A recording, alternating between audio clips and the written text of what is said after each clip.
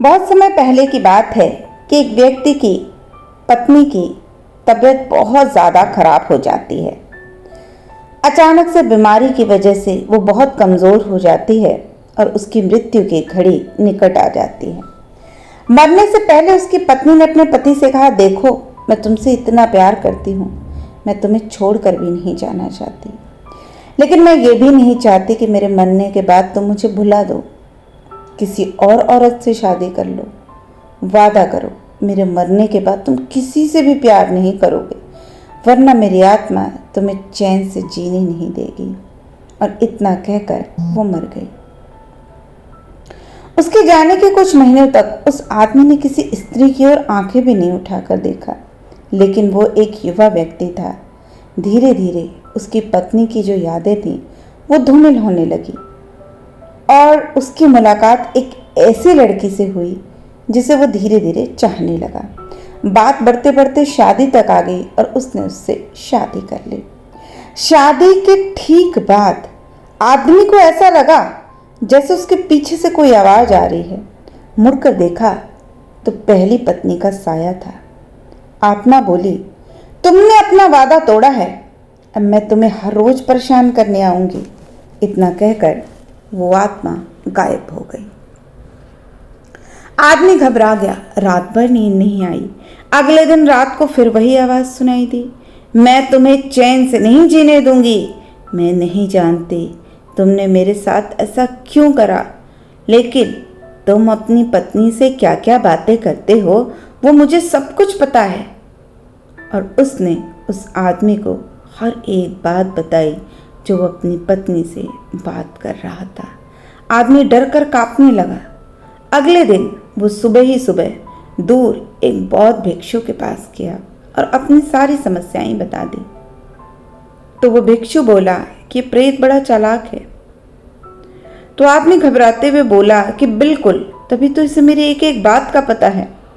तो भिक्षु ने कहा, कोई बात नहीं, मेरे पास इसका भी इलाज है। इस बार जब तुम्हारी पत्नी का भूत आए तो जैसा मैं कहता हूं तुम ठीक वैसा ही करना। उस रात जब आत्मा वापस आई तो आदमी बोला, तुम कितनी चालाक हो, मैं तुमसे कुछ भी नहीं छिपा सकता।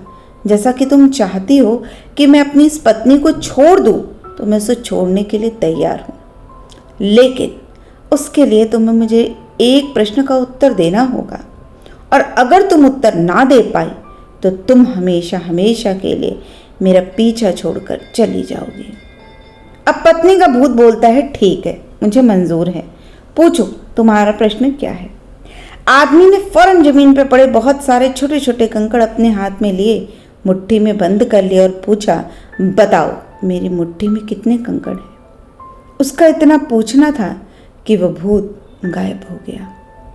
कुछ हफ्तों के बाद वो फिर से उस बौद्ध भिक्षु के पास जाता है, उससे धन्यवाद देता है और पूछता है कि आपने मेरा पीछा उस आत्मा से इतनी जल्दी छुड़ा दिया। मैं समझ नहीं पाया कि उस प्रश्न में ऐसा क्या था कि वो एक झटके में गायब हो गई। तो बौद्ध भिक्षु ने कहा, दरअसल कोई भूत था ही नहीं। आदमी आश्चर्य से बोलता है, आप क्या कहना चाहते हैं। तो बौद्ध भिक्षु कहता है, वास्तविक रूप से कोई भूत था ही नहीं। दरअसल दूसरी शादी करने की वजह से तुम्हारे मन में एक अपराध बोध हो रहा था, जिसकी वजह से तुम्हारा दिमाग खुद एक भ्रम की स्थिति पैदा कर रहा था और तुम्हें एक भूत का अनुभव करा रहा था। आदमी कहता है, ऐसा कैसे हो सकता है, उसे मेरे जीवन की एक एक घटना का पता था। तो भिक्षु हंसते हुए कहता है, क्योंकि वो तुम्हारा बनाया हुआ भूत था, इसलिए जो कुछ भी तुम जानते हो उसको वो सब कुछ पता था। लेकिन जैसे ही तुमने वो कंकड़ वाला प्रश्न पूछा, क्योंकि तुम्हें खुद भी नहीं पता था कि तुमने अपनी मुट्ठी में कितने कंकड़ भरे हैं, और जैसे ही तुमने वो प्रश्न पूछा वो भूत भी गायब हो गया, क्योंकि वो भूत उसका उत्तर इसलिए नहीं दे पाया क्योंकि तुम्हारे दिमाग को भी उसका उत्तर नहीं पता था। अब आदमी इस बात को पूरी तरह से समझ गया था। उसने अपने आप को शांत किया और अपने अपराध बोध से खुद को दूर करने का प्रयास किया और धीरे धीरे उसकी ज़िंदगी शांति में हो गई। तो याद रखें दोस्तों कि हमारे मन में भी बहुत सारी बातों को लेकर गिल्ट रहता है, बहुत सारी फीलिंग्स रहती हैं, जिसकी वजह से हम कभी तो बहुत जल्दी क्रोधित हो जाते हैं, कभी बहुत दुखी हो जाते हैं।